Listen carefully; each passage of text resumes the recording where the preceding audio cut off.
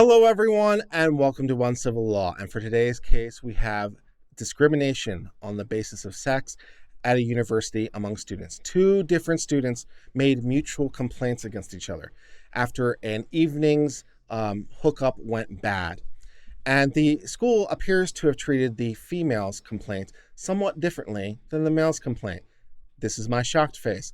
So the male is suing under Title IX, saying that there was discrimination on the basis of sex. So we're going to learn about this escapade gone wrong in the case of John Doe versus Rensselaer Polytech Institute in New York. Let's get started with this. In November of 2019, Doe, a senior, and a female freshman, Roe, met through the online dating application Tinder. It started on Tinder, as so many of these things do, I suppose. Upon returning to the city of Troy in advance of the September 2020 semester, the plaintiff Doe and the woman Roe met in person and had consensual encounter on multiple occasions in January of that year. So they are hooking up and they're having some fun together in January of the spring 2020 semester. Okay. One morning, brings us to the event of the evening, I suppose. One morning after Roe had slept over at Doe's apartment, Roe alleges that she discovered the plaintiff had been using a cell phone to record video of her as she was dressing. So he's taking video of her as she's dressing. Roe claims she was immediately disturbed by Doe's surreptitious filming and asked a friend to pick her up from the plaintiff's apartment. That friend then apparently confronted plaintiff about the video, and plaintiff reassured her the video had been deleted from the phone. So so Roe and Doe are having a springtime relationship, and Doe over here wants to take some video of Roe getting dressed in the morning, and Roe is not really having it. So she goes to a friend, and the friend says, delete it, and he says, I did.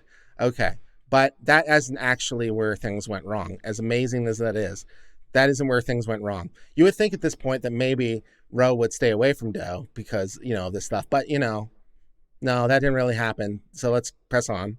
Either late in the night of January the 22nd or early in the morning of January the 23rd, Roe invited Doe to her dorm room again.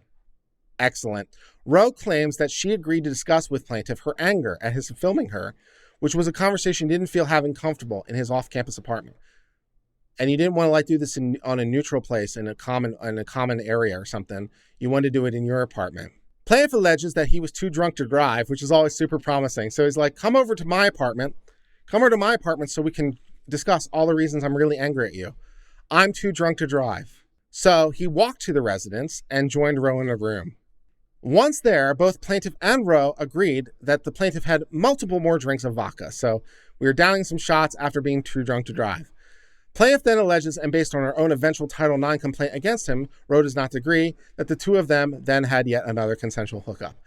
So I don't know exactly what this girl's intent was in the first place, but she said, I want to have a conversation. I don't feel comfortable coming over to your place. Now we could have done this in a public place or neutral ground, but let's do it on my dorm room. And then it says, I'm too drunk. Okay, come over anyway. And here's some more shots. And then they had consensual hookup. So I don't know if that was the idea or not, but that's what happened. Okay. The plaintiff, Doe, claims to distinctly remember, this is where it gets more fun, distinctly remember that Roe asked him to put his hands around her neck, even though it made him feel uncomfortable.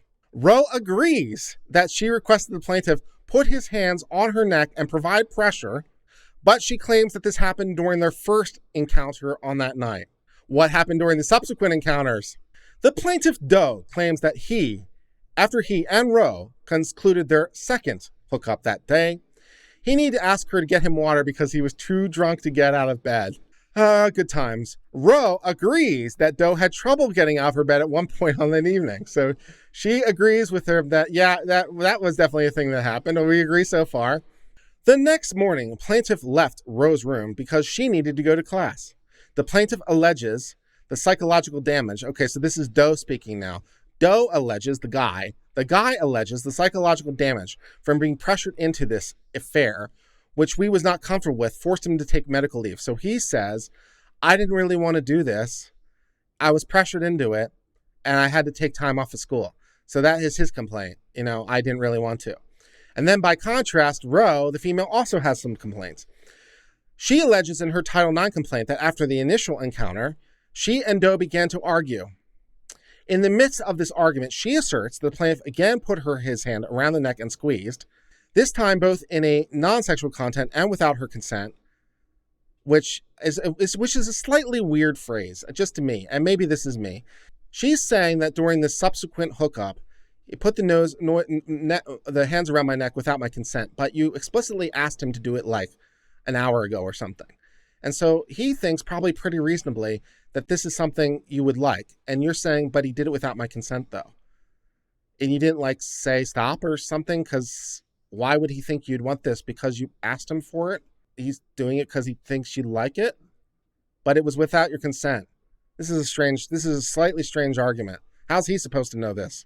Which apparently caused the woman to be afraid for her safety. She further alleges that between 3 a.m. and 5 a.m., the plaintiff rubbed his parts against her back, buttocks, and legs without her consent. Again, this strikes me as a slightly strange argument. I do fully appreciate that consent can be withdrawn at any time and all that stuff, but, you know, they apparently had two different hookups. Consensually, and now he's making further sexual gestures, and she says, but that was without my consent. How is he supposed to know that? Is he supposed to, like, again ask? Again? I mean, I don't, it seems slightly strange, but apparently it was without her consent. Okay.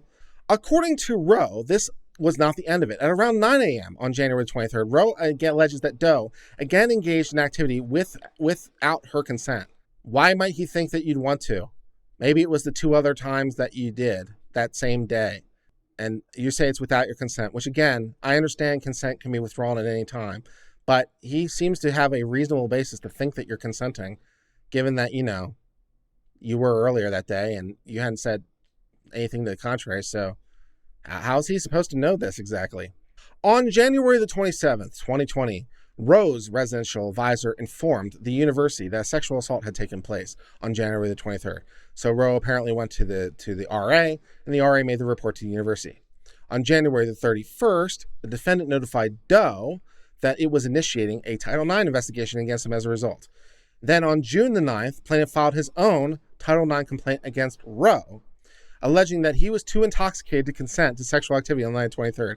Yeah, you know, I've definitely heard that before. You know, if you are drunk, you're too drunk to consent. Yeah, so it's like, well, I was too drunk to consent, and so therefore and therefore my rights were violated. You know, and so is this a woman's only thing? I was too drunk, or can a man say I was too drunk too? I guess we're going to find out how the university treats it. You guys probably know the answer to this though, without me telling you.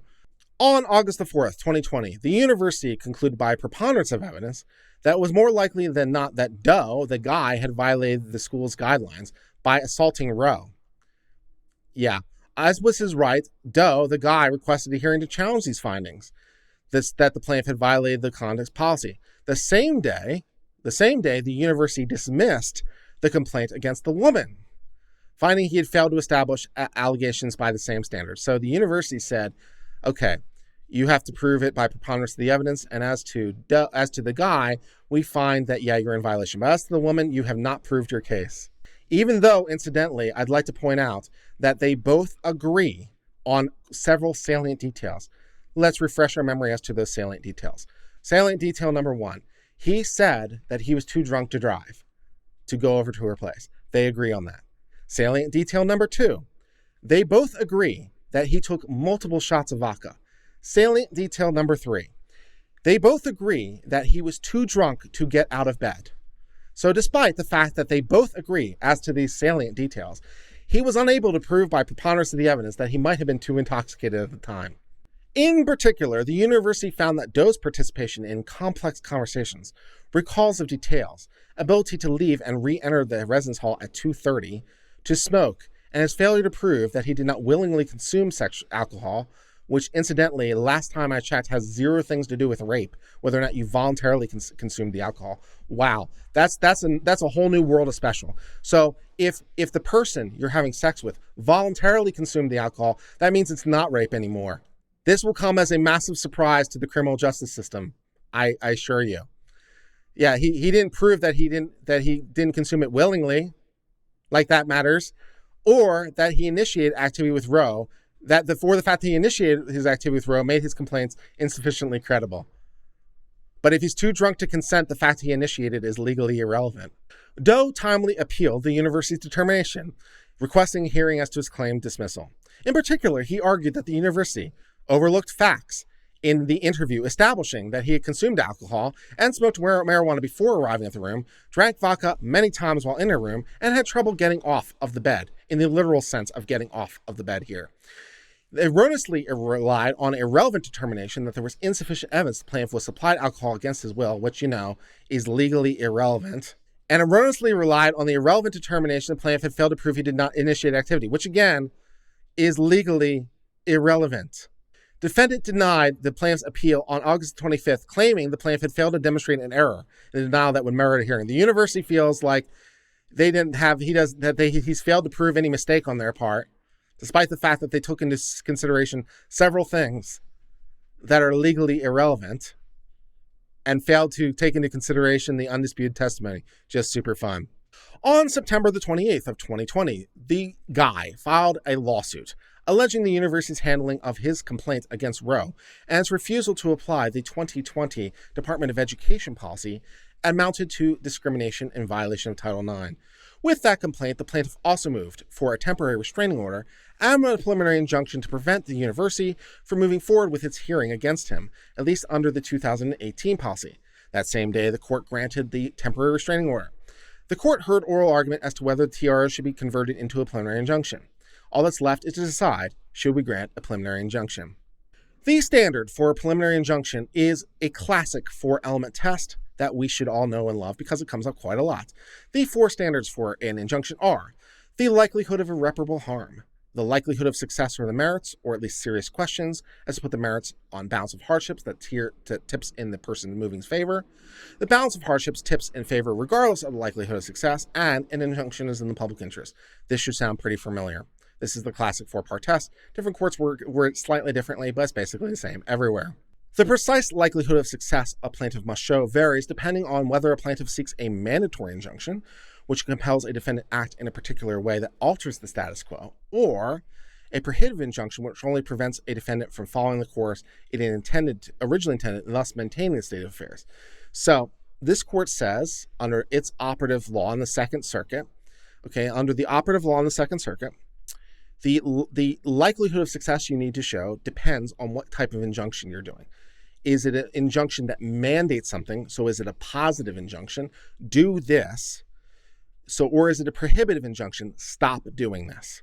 So is it in order to do something, or is it in order to not do something? And that makes a difference in the Second Circuit.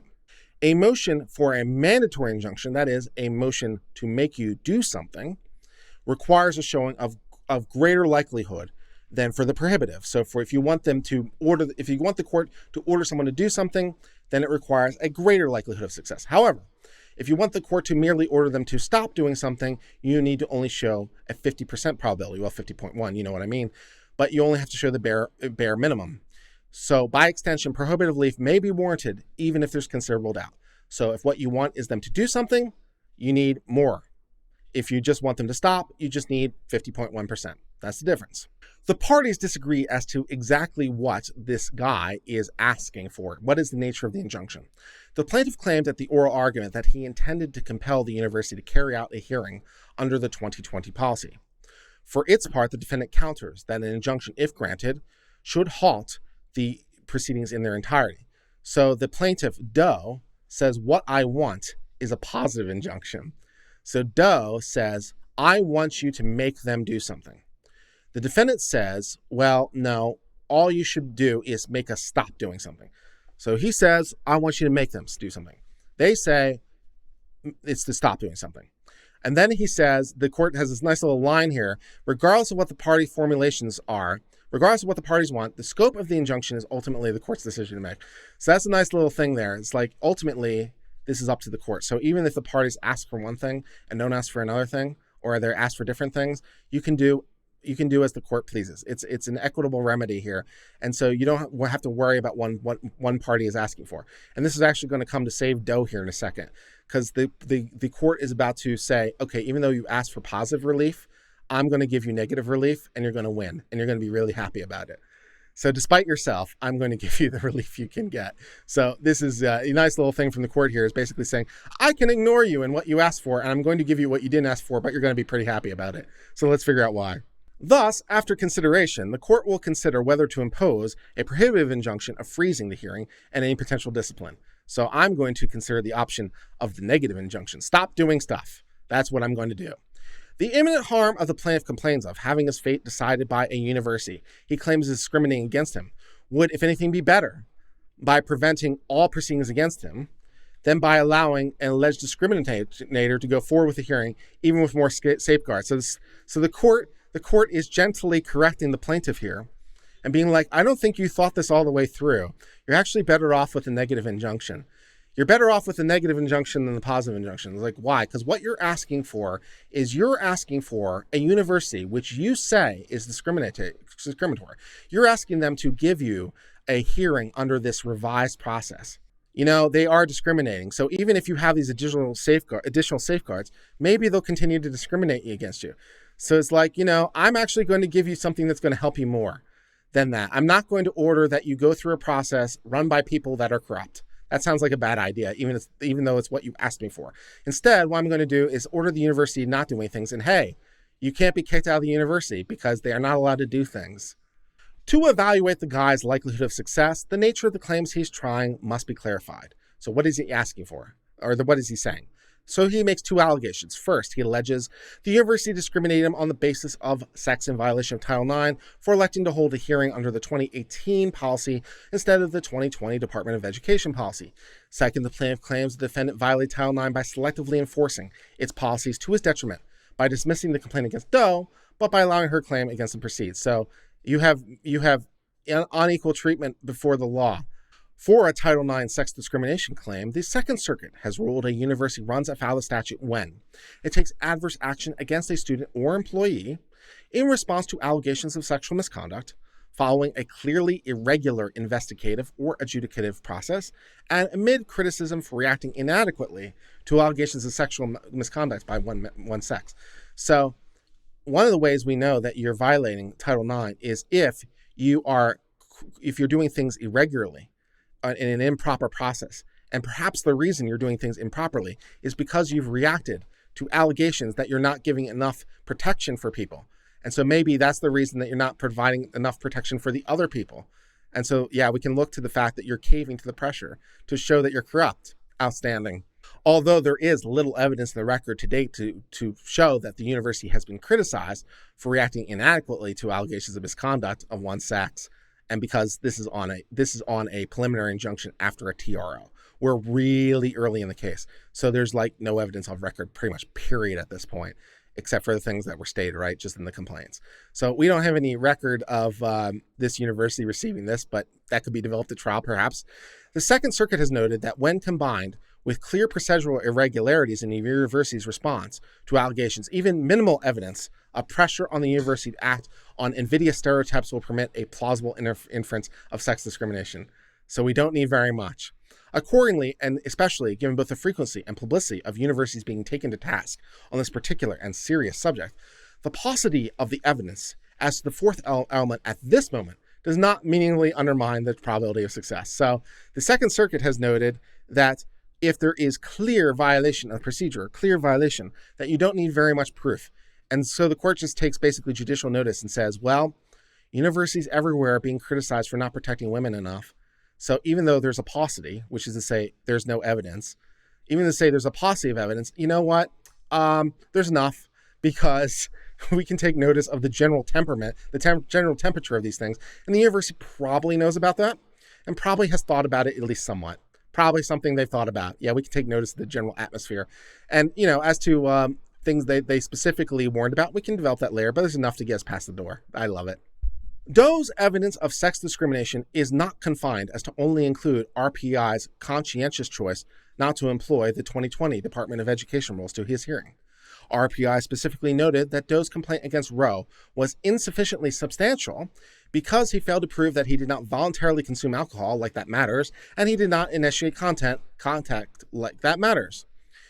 This raises a powerful inference of sex discrimination. It sure does. After all, the university's reliance on these twins' findings is curious, considering that even in the 2018, the policy makes no mention of voluntary consumption of alcohol as being a factor that bears on the questioning of a complainant's inability to consent due to excessive intoxication. Right, because that would be also the standard at law, incidentally. Instead, the rule stated that depending on the degree of intoxication, someone who's under the influence of alcohol, drugs, or other intoxicants may be incapacitated and therefore unable to consent. Yeah, incapacitation is the ultimate issue we're trying to reach there.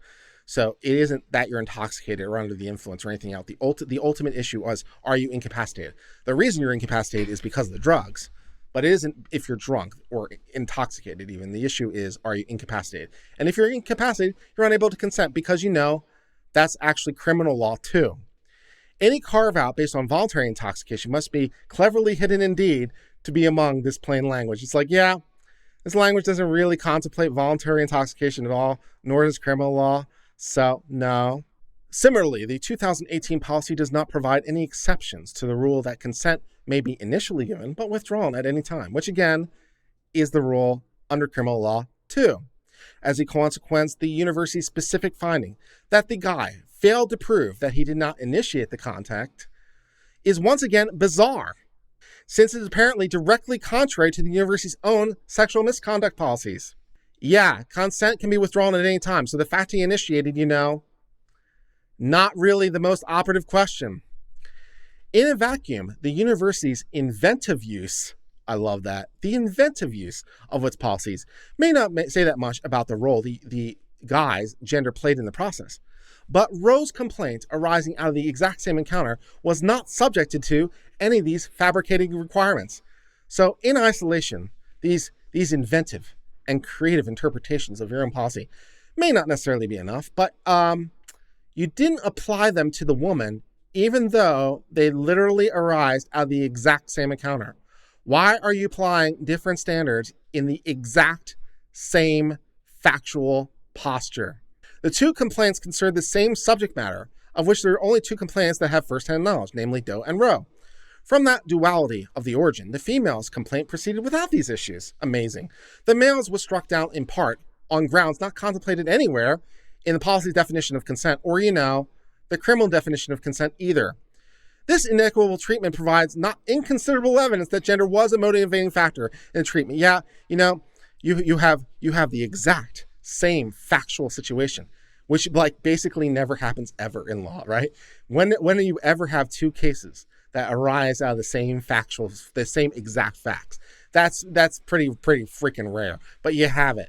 You have the exact same facts because it's the exact same incident with the exact same parties. But despite that, you have applied one standard to the guy and you didn't ask any of those questions to the woman. Maybe that implies there was some sexual discrimination in your treatment. Every witness that was interviewed for the woman told a different story of what happened between January 20th, the 22nd, and the 23rd. And only one, in addition to Roe herself, mentioned the initial sex that preceded the sexual assault that Roe alleges. One of the witnesses even stated the plaintiff was apparently very out of it. So we have another witness, in addition to Roe, who says he was out of it, and that the woman was allowing him to lay down until he could recover enough to leave, seemingly supporting the guy's narrative. Yeah, that would seem to be supportive. And yet, for some strange reason, the woman's complaint received the benefit of the doubt, while the plaintiff's does not. I wonder why that could possibly be. Of course, the court does not expect a person to accurately remember or relay every detail of a traumatic event, such as the one that Roe and Doe allege.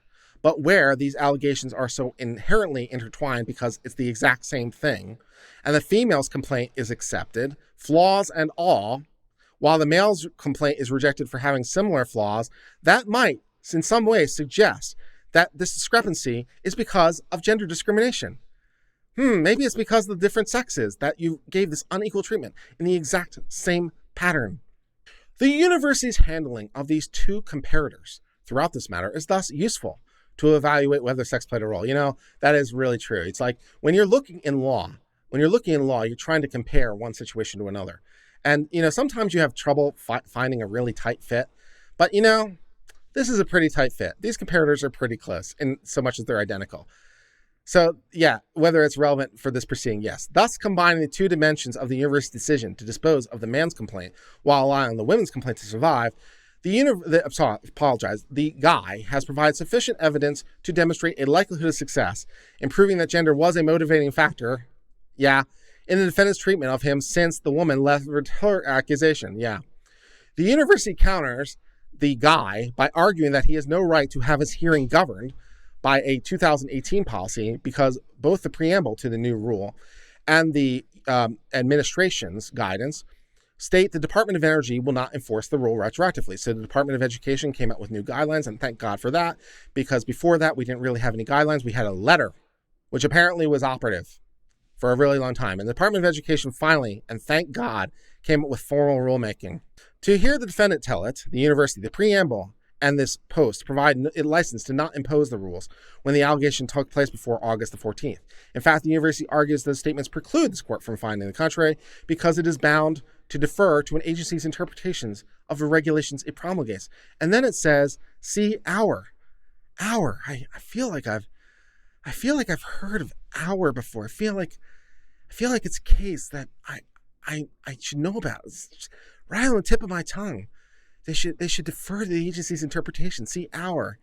Man, maybe we should cover that case one day. The guy has the better of this argument for 3 reasons. First, even assuming that this preamble is entitled to deference, it would not be enforcing the new title rules retroactively to use them for hearings that occurred after that.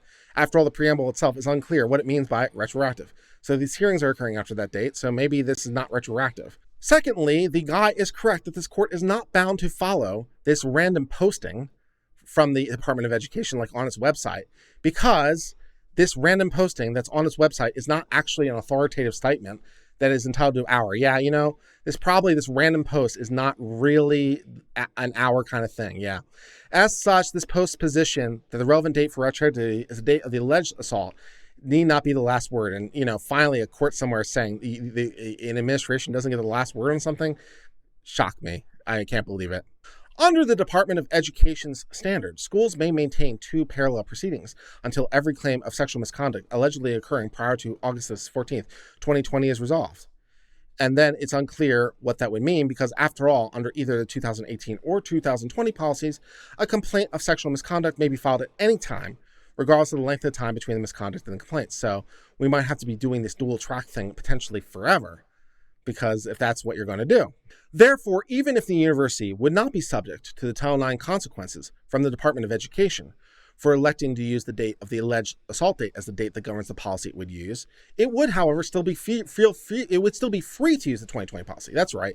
So it says the Department of Education is not applying it retroactively, but there's nothing stopping you from doing it. It apparently decided not to, however, despite the sizable administrative headaches that entails. So the university, if it was right, could choose either policy, but decide not to, even though it would have massive administrative headaches, because now suddenly we have 2 different procedures depending on what occurred when, and we have to keep those procedures in check. Accordingly, therefore, the guy will have several viable arguments at his disposal in dealing with the defendant's prospective non-discriminatory reason for not proceeding with the hearing under the 2020 rules. And the defendant retroactive argument does not dip plaintiff's showing of likelihood of success. So even though they were not forced to do it, maybe the fact they didn't do it is showing that, this is actually not really just neutral. It's because you're still discriminating. Maybe that's the reason. Essentially, then, a plaintiff must demonstrate that similarly situated female students were treated differently during investigations and proceedings concerning assault, and that the defendant, the university, had a requisite discriminatory intent. Much like a prior case standard as described above, a defendant that has a requisite discriminatory intent if sex was a motivating factor in the decision. If we treat you differently because you were male or because you were female. It would be difficult to conceive of a more similarly situated female student to the guy than the woman, who was accused of sexual assault stemming from the same night and the same incident that brought her allegations against him. Yet her claim was dismissed while her claim remains. His claim against her was dismissed while her claim against him remains. It does not bear repeating the manner of dismissal, leaves plenty of room for skepticism as about whether or not they are treated for the same. The university's position is because that the guy does not yet know the outcome of the hearing, which would be done by these prejudicial people. Because he doesn't know the outcome, the potential injury he complains of is purely speculative. We have no idea if he's going to be hurt. However, the harm that the guy risks by allowing the university to use the 2018 policy is that the absence of the important due process protections afforded by the new rules and the 2020 policy, the plaintiff will go into a hearing at which there is substantial evidence the fact finder is biased against him based on his sex and thus will lean towards finding guilt based on sex alone. Yeah. It is the fear of gambling his future on a rigged game the plaintiff has to be freed from, not the fear of losing it. The guy argues that the equities favor him because delaying the university from conducting a single disciplinary hearing is a small ask to ensure it's not discriminating. Moreover, he points out the defendant, the university, has already put the 2020 policy in place, and there's little hardship to eventually resolving the woman's complaint against him through that particular mechanism. The university provides the following counter-argument to all that. The university says to allow an individual found to have violated the misconduct policy to circumvent any and all university-based ramifications and sanctions would be an injustice and provide carte blanche for engaging in this misconduct and harassment without any possibility of sanction. How does that make any sense? How does that make any sense? How can it possibly provide carte blanche? Because the new policy is in place for new violations. This is concerning old violations. How would it provide carte blanche? It literally can't speak to the future because there's a new policy in place now. That doesn't make any sense. The court continues. It is troubling enough that the university frames protections for one's due process rights, whether they be male or female, as inciting campus sexual assault on mass scale. That's a nice little burn from the court there. So it's a little bit weird that you, the university, are saying that due process for the men would lead to massive sexual assault violations on your campus. Seems a little bit of a non sequitur. But far worse is that by its own litigation position, the university seems already to be considering the plaintiff guilty. Yeah, that's a problem, without giving him an opportunity to challenge. He's been found guilty despite the fact there isn't a hearing.